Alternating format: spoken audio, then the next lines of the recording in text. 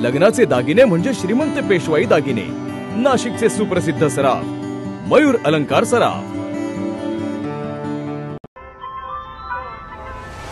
ताज्या बातम्यांसाठी नाशिक न्यूजच्या YouTube चॅनलला सबस्क्राइब करा आणि बेल आयकॉनला प्रेस करा।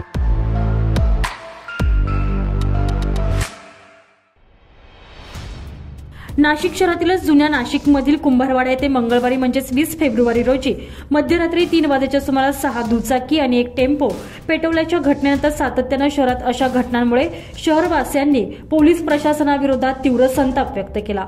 अखेर भद्रकाली पोलिसांनी या प्रकरणात तिघा संशयितांना ताब्यात घेतलेला असून त्यांच्या विरोधात जीवे ठार मारण्याचा प्रयत्न केल्याचा गुन्हा दाखल केलेला आहे। संशयितांवर जरब बसवण्यासाठी मोक्का लावण्याची देखील तयारी करण्यात येत आहे। कुंभारवाडीतील गणेश निकोटे यांनी याबाबत तक्रार केलेली होती। मंगळवारी मध्यरात्री वाहन जाळण्याचा प्रकार घडलेला होता। पोलिसांनी तिघांना अटक केलेली असून त्यांचे इतर काही साथीदार असल्याच्या शक्यतेनं त्यांचा देखील शोध सुरू आहे। किरकोळ वादातून ही घटना घडल्याचं प्रथमदर्शनी जरी दिसत असलं तरी पोलीस तपास सुरू आहे। वाहन टेम्पोसह 4 दुचाकी जाळण्यात आल्याचा प्रकार घडलेला होता। या घटनेचं गांभीर्य लक्षात घेता वरिष्ठ निरीक्षक गजेंद्र पाटील यांनी तातडीने तपासाची चक्र फिरवत तिघा संशयितांना ताब्यात घेतलंय।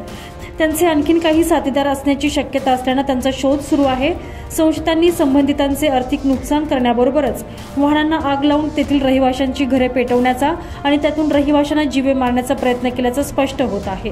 त्यानुसार पोलिसांनी वीज प्रवाह चालू असलेली वायर आगीमुळे तुटून खाली पडल्यानं इसमाचा मृत्यू देखील होऊ शकतो याची जाणीव असताना देखील हे कृत्य केल्यानं पोलिसांनी गंभीर गुन्हे दाखल केले आहेत।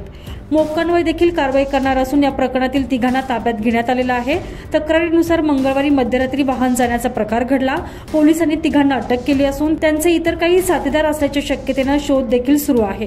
किरकोळ वादातून ही घटना घडल्याचं प्रथमदर्शनी जरी दिसत असलं तरी पोलीस तपास सुरू आहे।